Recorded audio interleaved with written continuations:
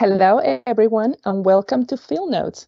My name is Geraldine Vega, and I am a soil scientist at the Templeton, Connecticut Soil Survey Office and the Field Notes Regional Representative for the Northeast Soil Survey region. As a regional representative, I serve on the Field Notes Review Committee, where we select the topics for each webinar. We have selected two exciting topics for today's live event, but first, let's go over a few housekeeping items.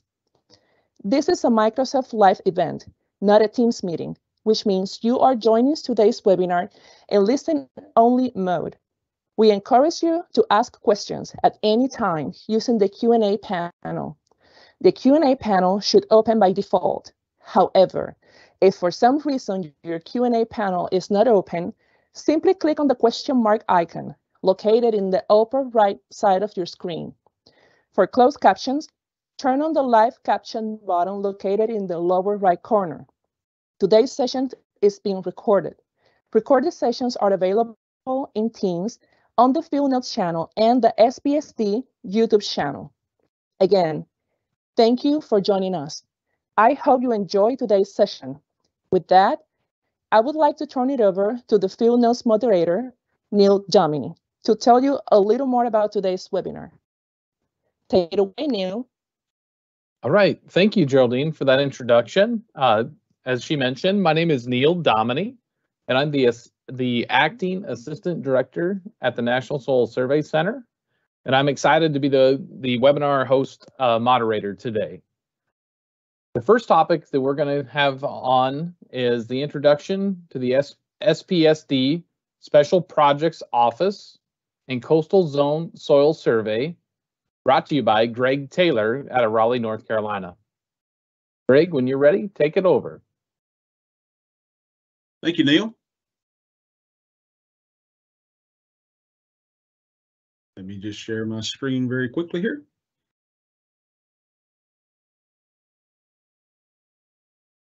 Okay.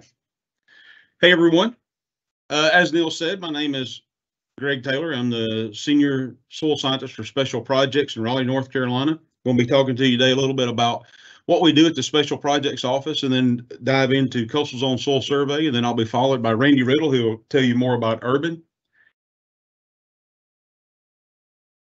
Now, what is the Special Projects Office? The Special Projects Office is we specialize in projects and processes that deviate from the norm, I guess you could say, when it comes to the Soil and Plant Science Division. We use specialized equipment and training and expertise to go into map areas that wasn't mapped originally, or wasn't mapped in the same detail as surrounding soil survey. And I'll get into that in just a second. But an argument can often be made, well, you know, we use backhoes, or we use meters, or we have some of these other specialized equipment. How come that doesn't fall under special projects? Well, because of how much goes in, especially like Coastal Zone Soil Survey with the unique equipment and all, we thought it would be best to separate that, because we tend to come in and work with an office. And so if you've got a Coastal Zone Soil Survey office, we'll come in, train you, get you all the equipment you need. But rather than when that project's over, that equipment just sitting and rusting and rotting in a parking lot somewhere, we move it to the next place, and we try to keep it all moving and keep using what taxpayers paid for. So again, that typically comes down to urban and Coastal Zone Soil Survey. And so if you do have one of these projects, we don't ask you to become boat experts or experts in the equipment. You just come to us and we take care of that for you. Now, we're structured just like any other regional office, except our region is the entire United States and the territories. Just like a regional director, I'm supervised by Roy Vick. You can see on the screen, this is some of the staff that works under me. We have two senior regionals or senior soil scientists, one's for Coastal Zone, one for urban. Randy, who you'll hear from in a minute, Rob Tunstead is for Coastal Zone Soil Survey. And again, there's a list of some of the staff that work with me. So Coastal Zone Soil Survey, what is it?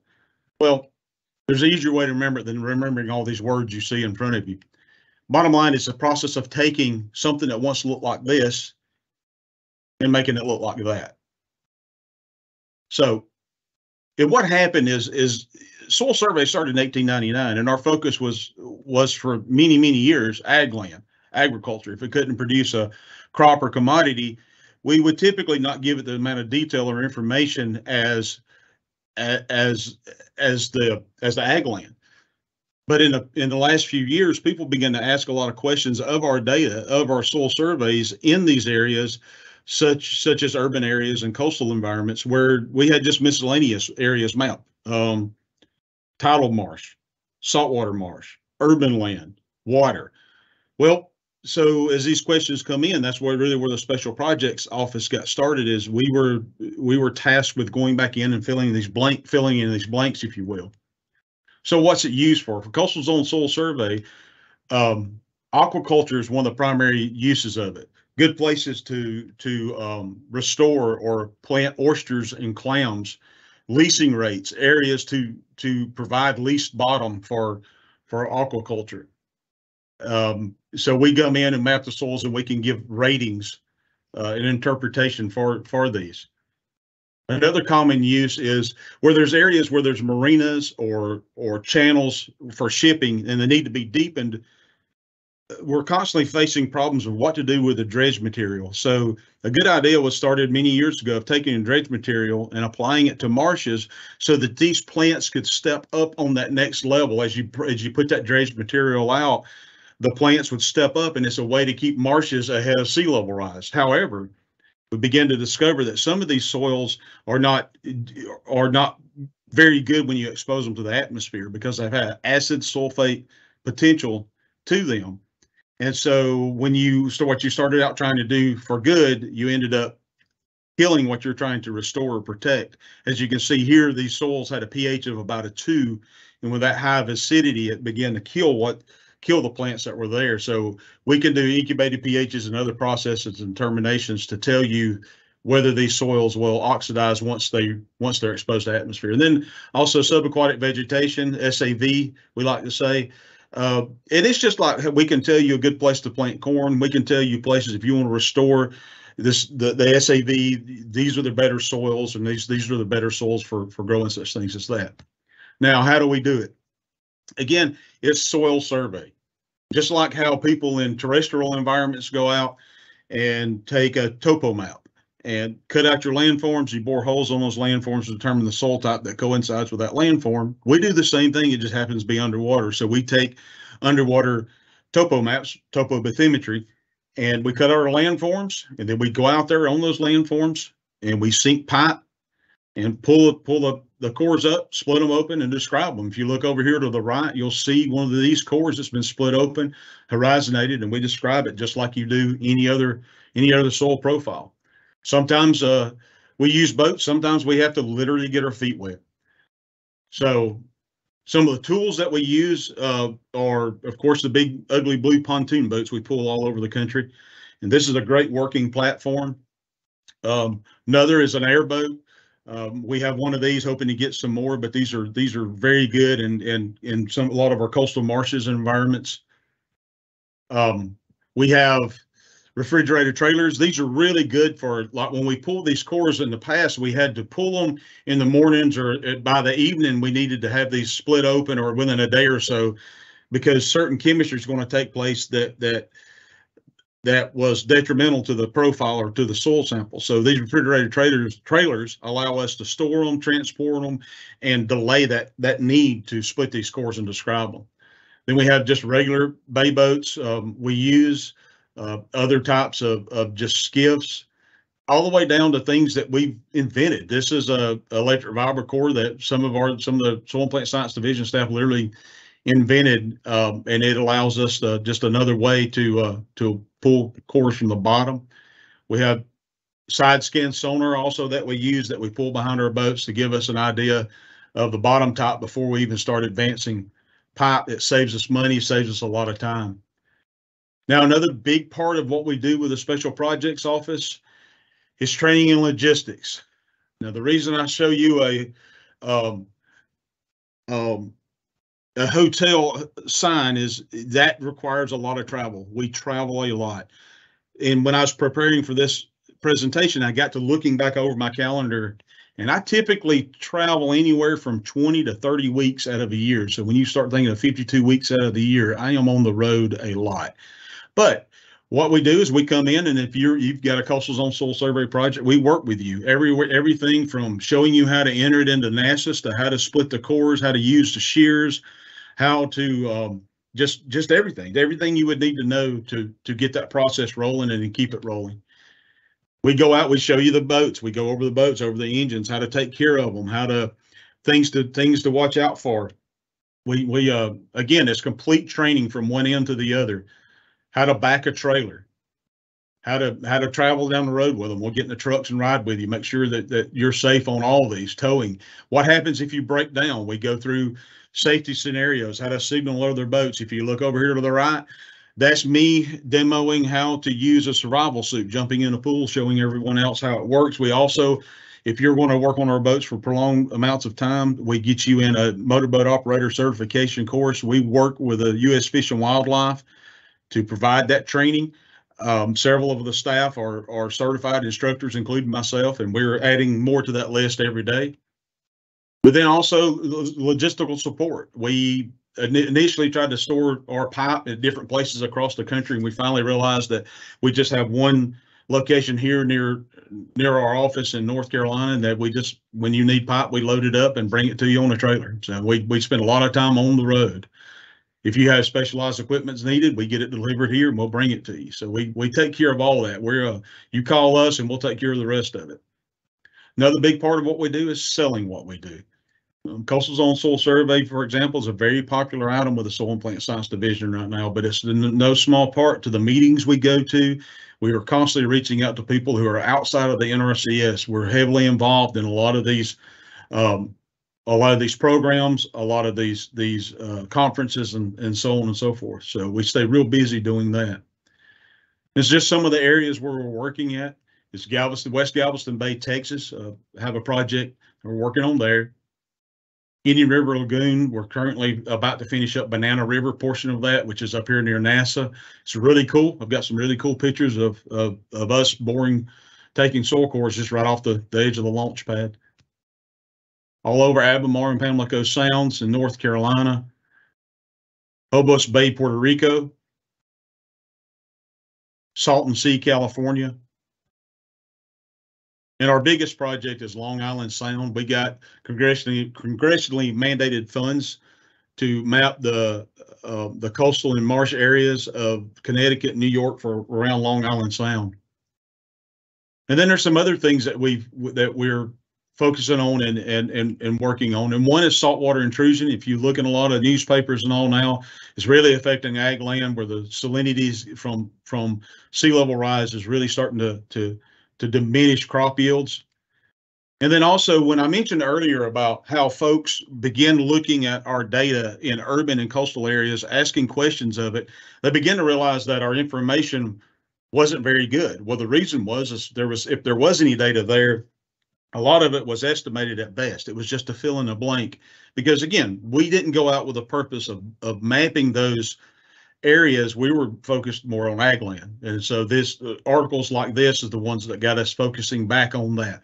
But blue carbon is one of them that the previous article was mentioning. And for those of you who may not know, blue carbon is just carbon that is stored in coastal environments, in wet environments, subaqueous, underwater, places like that. Specifically mangroves, seagrass beds, and marshes. And so as others begin to look in these areas and try to get numbers from the soils, the question came up was, why are we not doing it?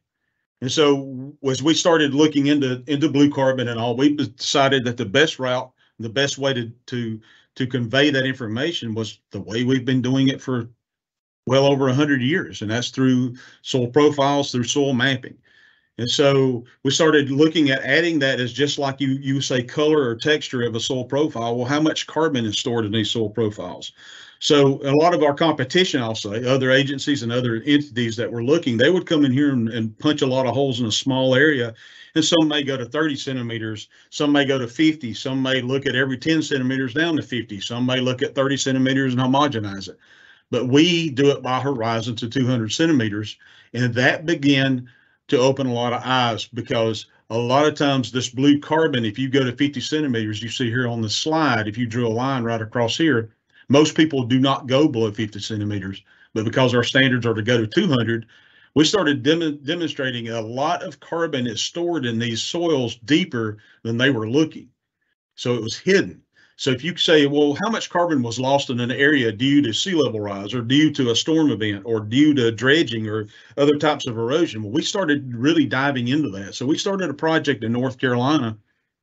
And if you look at these slides, they may be hard to understand, but bottom line is this was a published soil survey from the 80s, and the work was done in the late 70s, early 80s. And this where my pointer is right here was the original water line. And from here back was a marsh, and this soil map unit line here is the near upland. It's the high marsh, if you will. And you can see this progression from 93 to 2005 to 2011, 2017, how much land is being lost here, and it's becoming open water. And if you look, this yellow dot and this green dot, we went back and pulled these cores. We pulled these from that blue pontoon boat I showed you earlier. This one we got out and walked to. And we begin to realize that just as these soils are stacked or built by horizon, they begin to tear down by horizon too from sea level rise. And just to give you an example of what it looks like now, this is the most of that area. This is a more recent photo. And you can just see this entire map unit now is gone. So you want to know how much carbon's been lost from sea level rise just in this area alone? Well, you can take how much carbon's in this map unit and pretty much subtract it. That's how much you've lost. So again, just to show you another example of what I'm talking about, just one of these you get up on the marsh, you can see these O horizons here and how many you have. As we just jump off a few feet off the edge of that marsh into what was once the same soil on a map unit, you can see that these horizons here are now up here at the top. And as you move further out, again, this was all once the same map unit. You can now see that once was at the very bottom of this profile is now at the very top of this one. So you've lost all this carbon, and it's just basically cut it off by horizon. So that's one of the big things that we're working on now, and it's getting a lot of attention. The other thing is saltwater intrusion. And when we're out working, we're always taking note of these areas where these trees are beginning to die and the marsh grasses are trying to take over. And we have unfortunately, lots of examples and pictures of this from the areas we're working in. And so we began, as we looked in these areas, we began to ask questions. Well, how can the NRCS help? So one thing was, what if? What if when we are in an ag field and we're starting to see where these crops are dying back, the salinity in these soils is as high as it is out in an adjacent marsh. So we begin to ask, what can we do with farmers to help them? Like you can see here, soybeans that this farmer was trying to plant soybeans year after year, and it wasn't happening. Salinity was too high; it was killing all the crops. So rather than just keep throwing good money after bad, why not rather than abandon it? When we start seeing saltwater intrusion coming, we see the ghost forest trying to form and certain grasses and all taking over. When we see signs of these ditches that once took water away from fields, bringing the salt water back in, why don't we work with the farmers to plant native grasses, marshes, and turn this into a marsh to capture and hold this blue carbon rather than lose it. So that's just a couple of things that we've been working on lately, and some of the areas we're working and some of the equipment. So with that, I'll hush and answer any questions.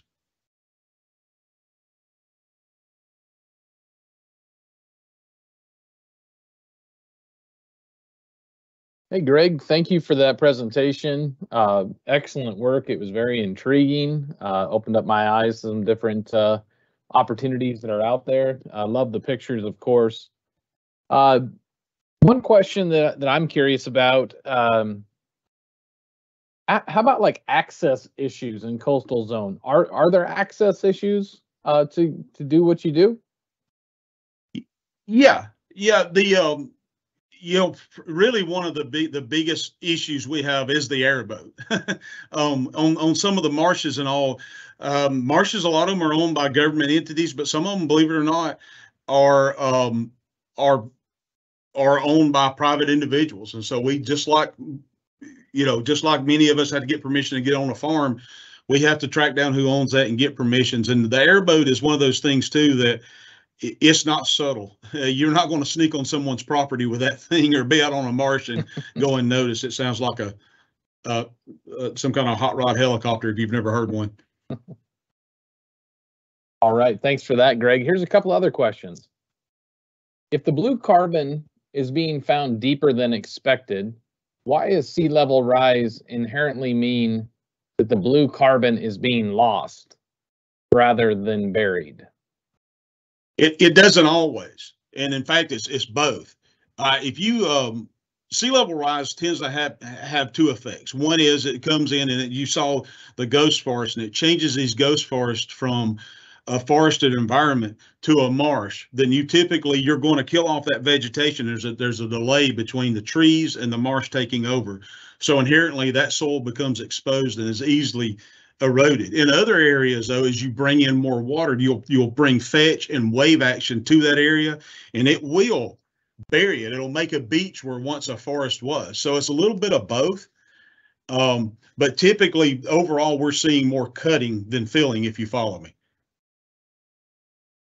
Excellent. Thanks for that, Greg. One other question, and then we probably better move on. What kind of partner feedback has been received on the accuracy and or application of the coastal zone products?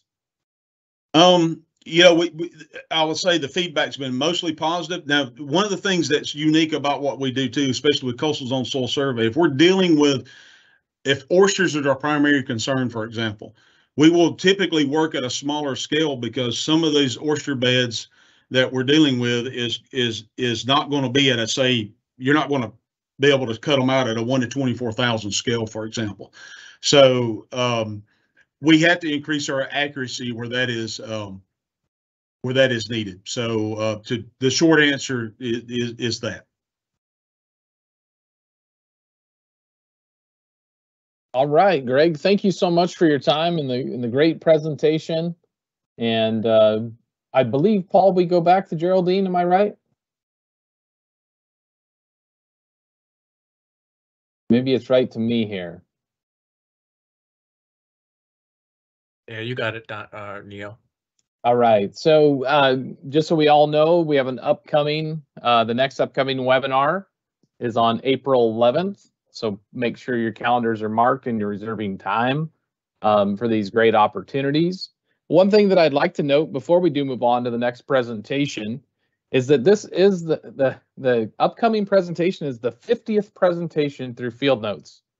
So a big round of applause and kudos for everybody that's put these together in the presentations and the time it's taken through everybody to accomplish the job here. And then 2-year anniversary as well. So it's really an exciting time for the Field Notes, and I'm excited to be part of it. So kudos to Paul, Christy, all the presenters, and all the people that worked on this at the committee level and up. So thank you. All right, so our second presentation is on urban soil survey, and Randy Riddle out of Templeton, California will be our presenter. Randy, we're ready when you are.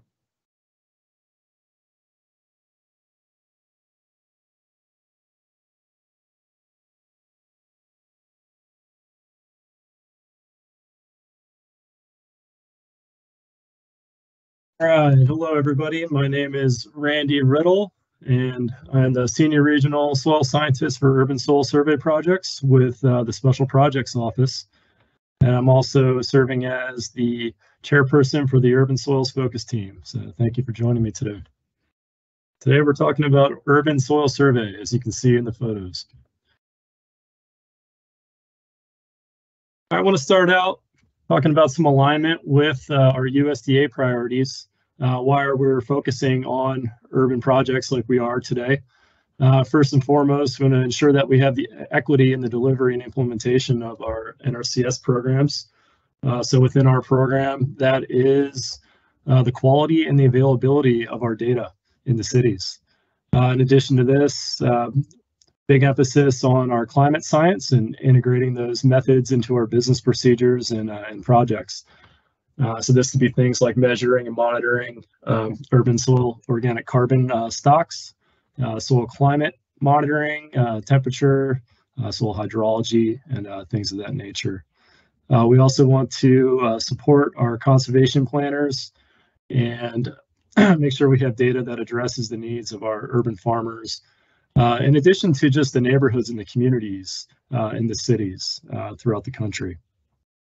And lastly, I just want to point out too, we do make an emphasis in the urban areas to engage with our partners, either through NCSS and other stakeholders that will use our data to keep it relevant and useful for their needs.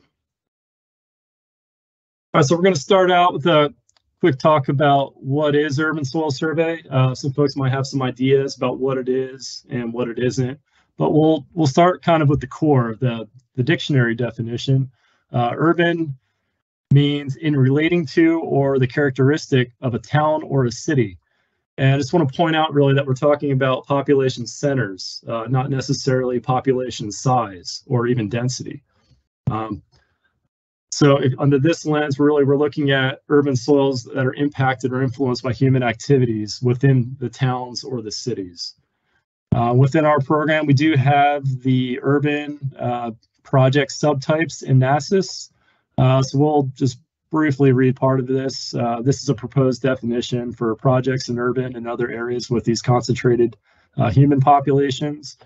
So this would include the urban core or the city center, the satellite cities around that area, the impervious areas, vegetated landscaped areas, these pockets or fragments of soil areas, and other undeveloped lands that are within the greater extent of an urban area.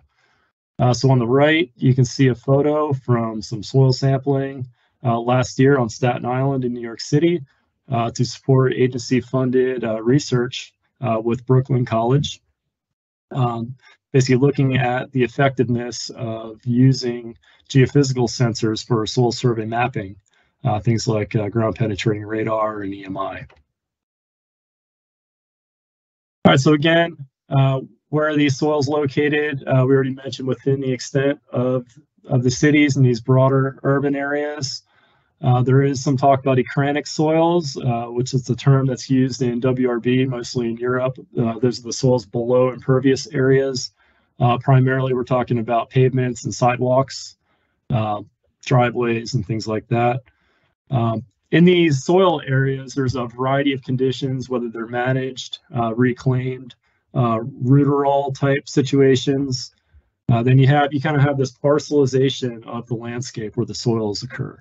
There's also the urban farmland and urban agriculture. This is generally a small plot ag production, using a variety of methods and techniques. In some cases, you do have established farms where the city has now grown around it, and it's within the urban extent.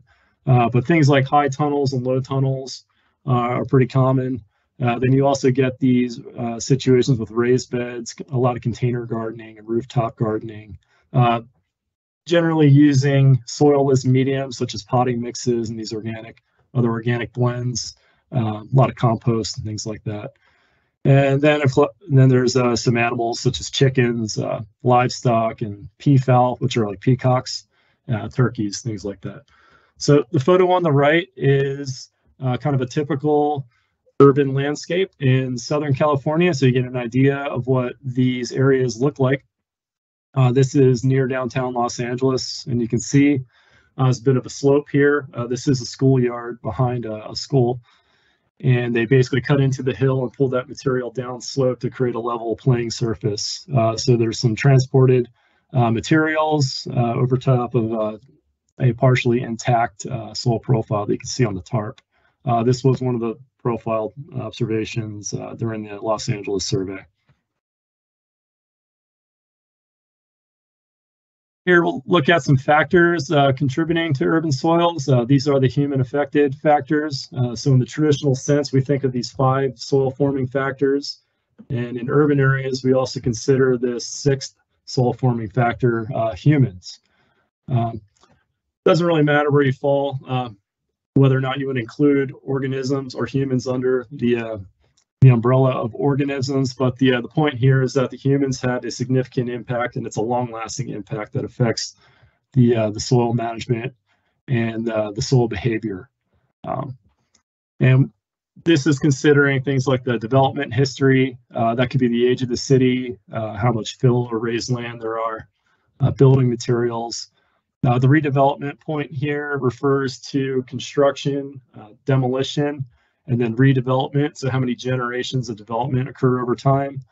And then, of course, the on-site practices and the land use history. And that's generally related to the local zoning and other regulations, construction methods, densities, and the industrial history, which could include things like emissions, prevailing wind direction, aerial deposition of various inputs. Here on the right, we got a picture of an active construction site in Los Angeles County where they're constructing these large terraces for development. So in this part of the world, they reshape entire hills to meet their Unified Building Code standards. And that's reflected in the soils.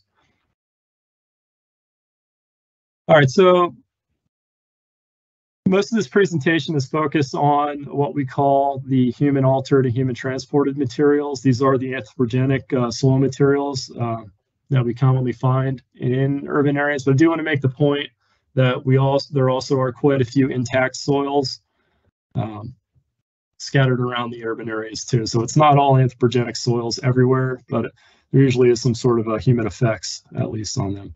But for here, we do want to define the human altered and human transported materials. These are parent materials. So what is the difference? So here we have the Keys to Soil Taxonomy, 13th edition definitions on page 52 and 53, if you'd like to look those up. Highlighted the main points here, but essentially the difference is the human altered materials are altered or changed in place, so within the pedon, and human transported materials are horizontally moved into a pedon from an area outside of the pedon unit by purposeful human activities. So primarily, we're looking at human transported materials in the city. Human altered could also include something like a grave site where you're excavating material and putting it back to exactly where it came from. But it's a literal pedon unit, 1 cubic meter of soil. So it's a low bar or low threshold to cross. All right, here we're looking at some characteristics of urban soils. And as I go through this, feel free to look at the profile, and you can see a lot of these features visually in this profile, which is near downtown Los Angeles in a place called Echo Park. I also wanted to point out that, sorry, I got a notification, that some of these characteristics also apply to the intact native soils in addition to the transported materials. But generally, we're going to find higher bulk densities and soil compaction in the city. That may be from the construction activities, or it could be through just surface activities, whether there's equipment or foot traffic and things like that over time. The compaction may lower because of the on-site management, especially after the vegetation becomes more established and the roots start penetrating the soil. We do also find presence of human artifacts. In many cases, these are construction debris and materials from past demolition or just the disposal of old construction materials.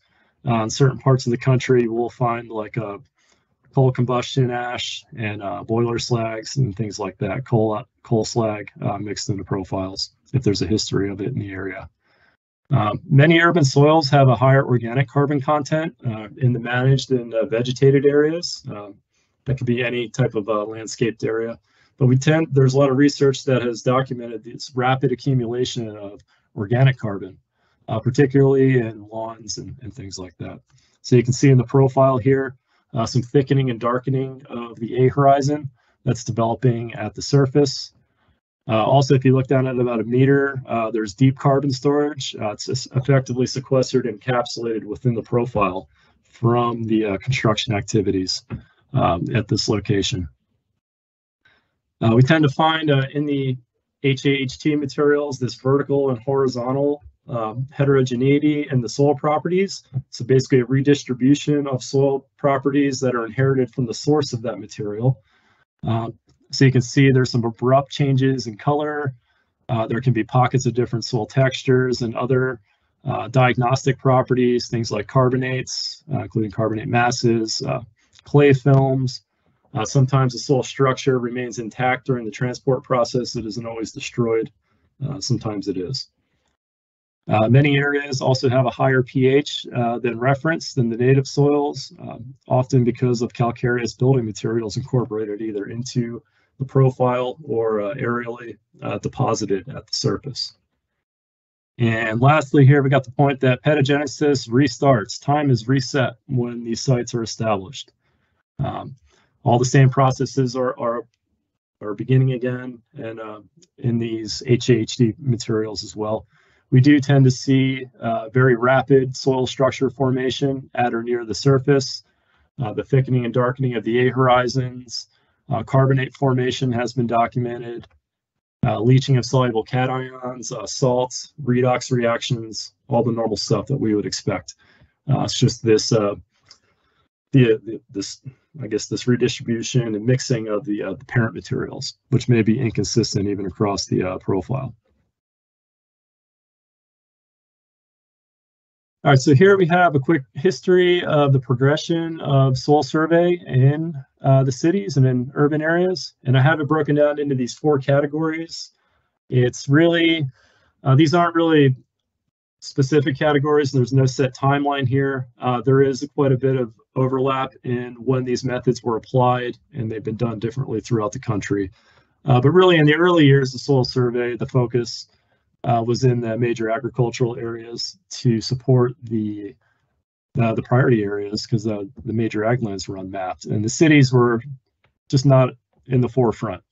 So they were either mapped with little or no data. Sometimes urban areas were circled and just written with urban miscellaneous areas, and in some places they just prioritized other locations. This was followed by sort of a phase with what I call some progress, where they're identifying the impervious surfaces, and they were mapped usually in complex with native soils. In some surveys, they just totally ignored the anthropogenic influence in the area and even the imperviousness, and they just mapped native soils straight through urban areas, or they used some sort of vague classification or variable properties in the tabular data. So this brings us into our more modern method, where we're identifying the HAHT soils down to the highest level possible, sometimes down to the series level. And there's, I think there's something like 79 or 80 soil series that have been established. We're doing this by identifying the anthropogenic landforms where the HAHT soils occur. And by definition, they have to occur on an anthropogenic landform.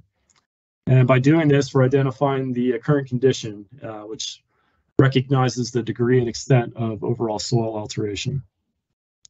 And this kind of brings us into the future, and so we can consider looking at the sealed soils, like we mentioned before, possibly using geophysical sensors and relating this back to geologic formations. But we'll see what we can do with sealed areas. There's also talk about what to do with geochemical data, whether it's trying to summarize background levels, trace elements, things like that. I just want to point out that we're not doing contamination maps, and we're not going to.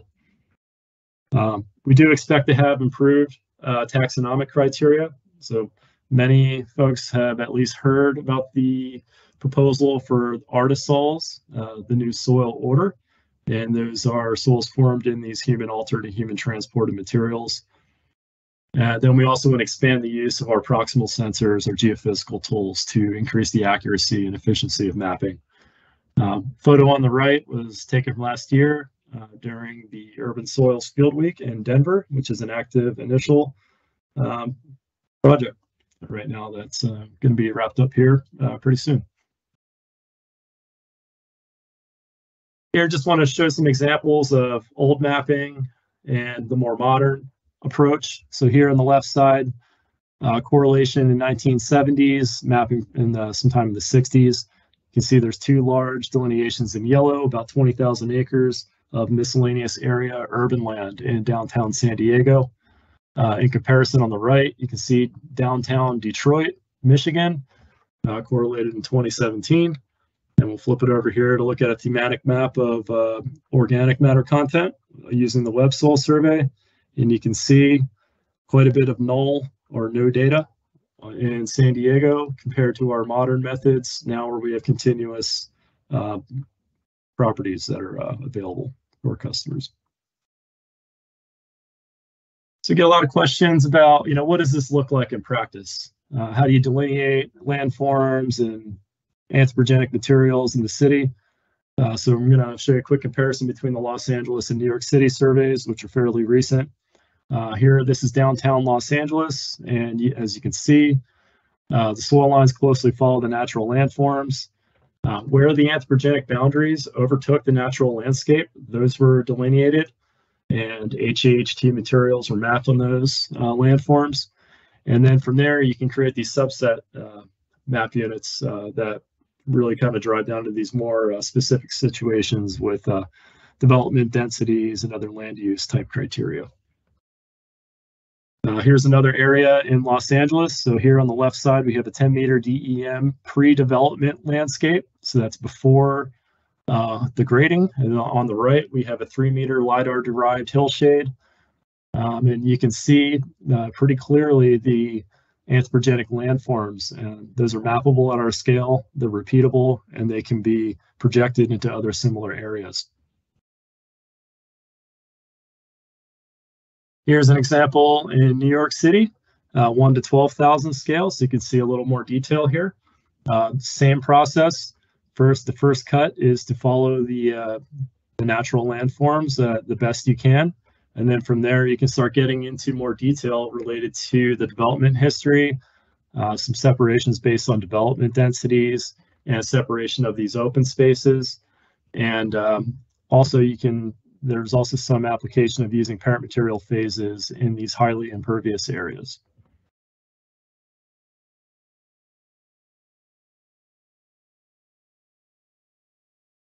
Here we have a quick look at some of the active urban soil survey projects in FY 2023.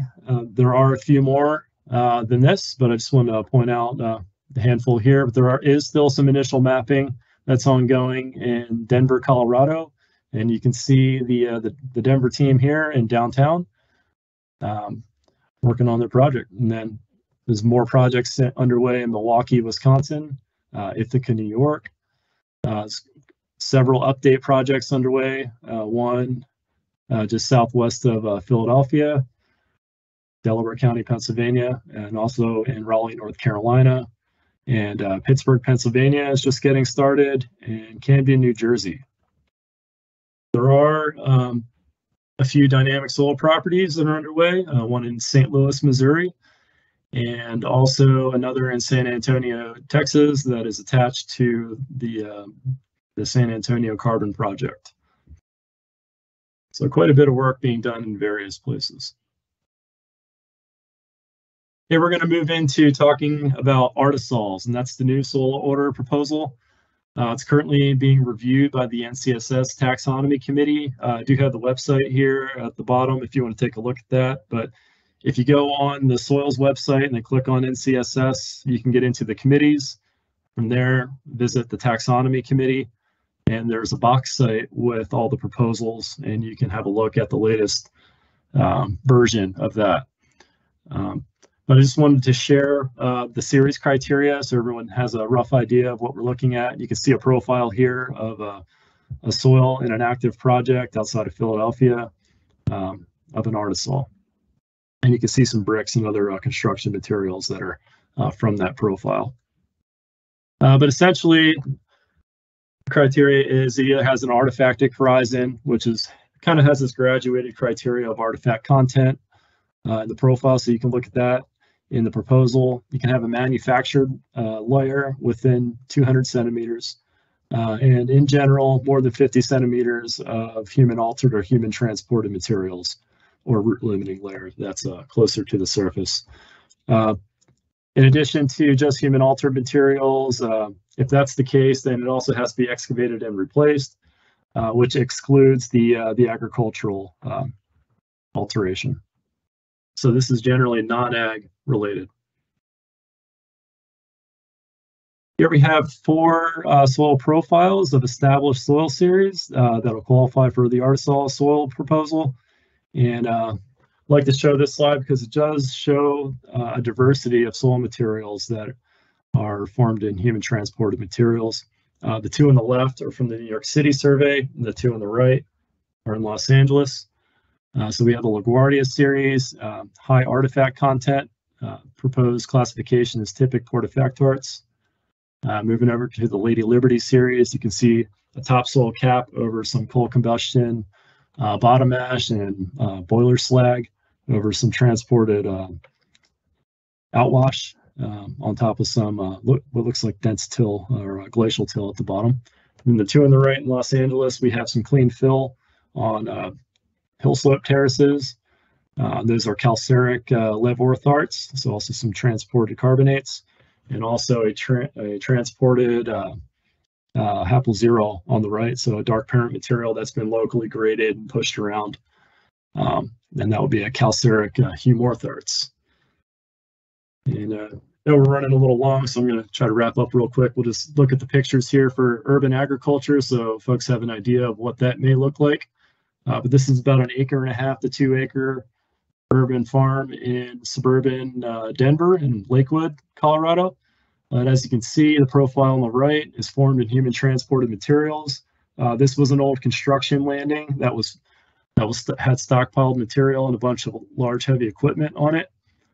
Through some soil management, you can see how productive this site is.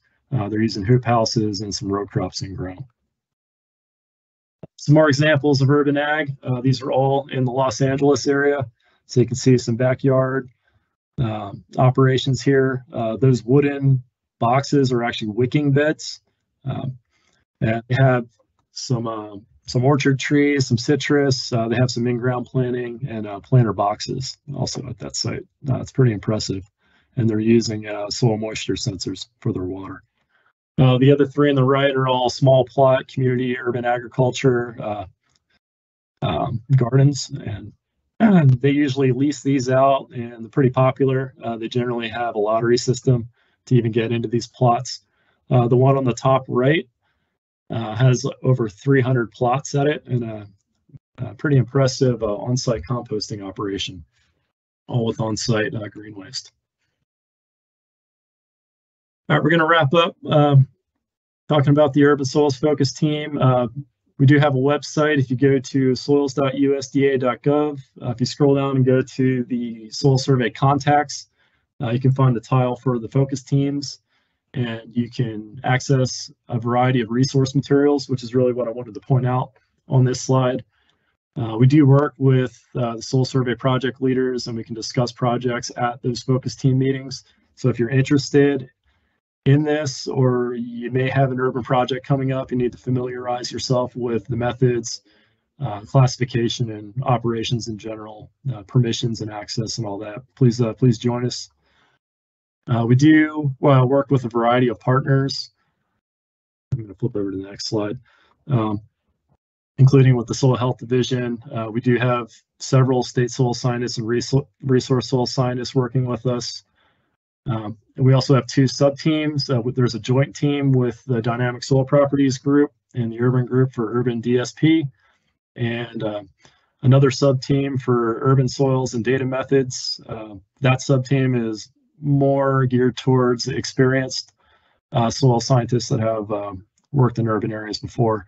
And then we have a spectrum of experience with the main members of the team.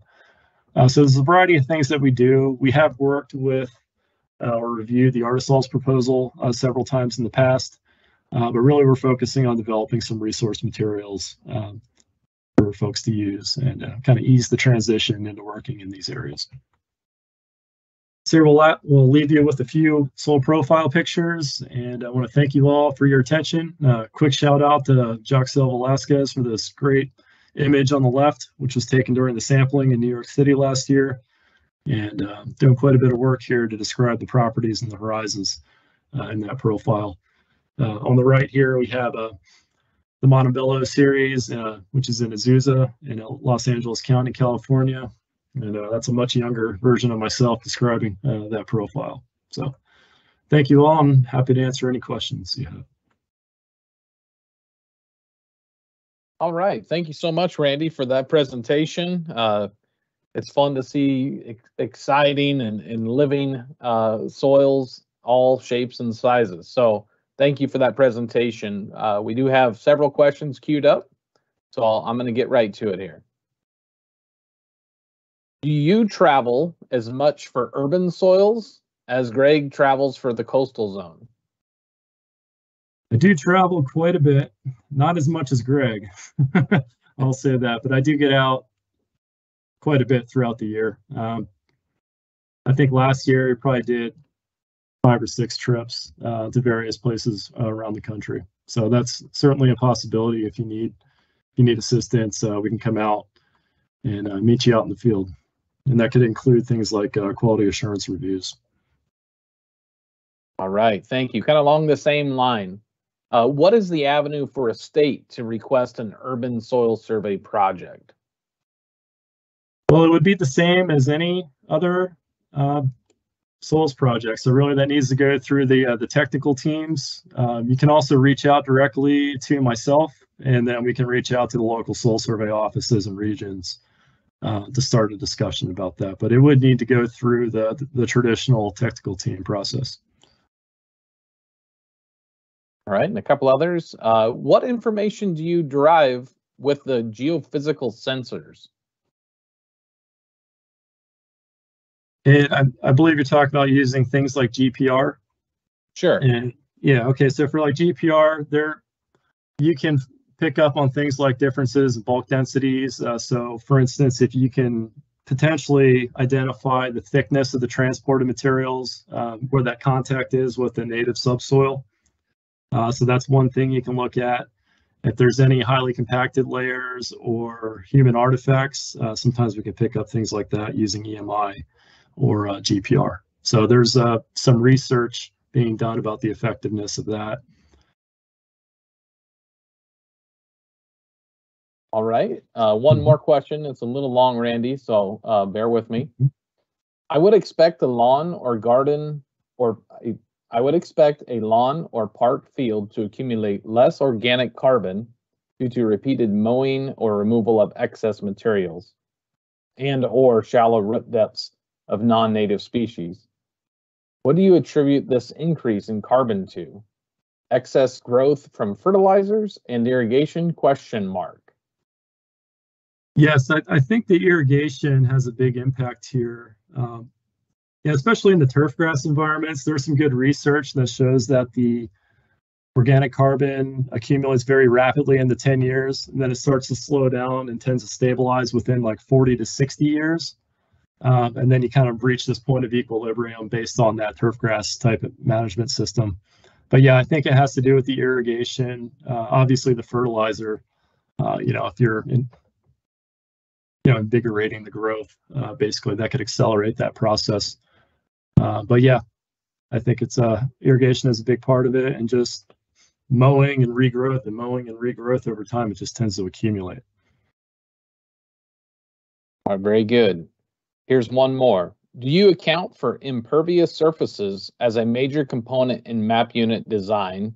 Examples like buildings, parking lots, roads, impermeable weed barriers, etc. Or are you mapping the disturbance through these features?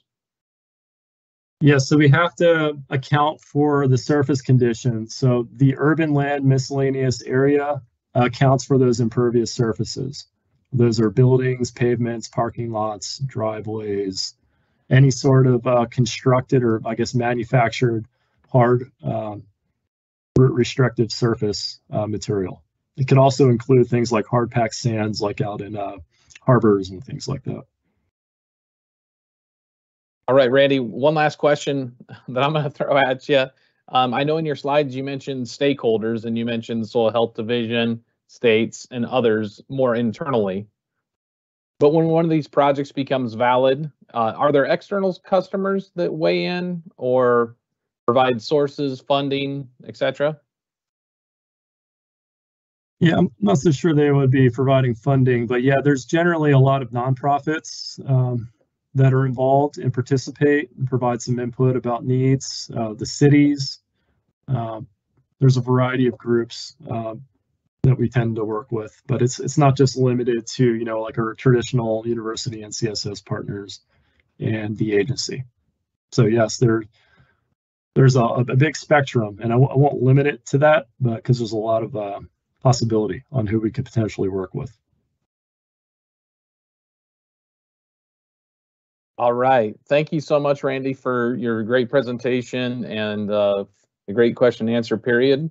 This concludes our webinar for this month. Hopefully you all can attend the following month's webinar. Thank you so much.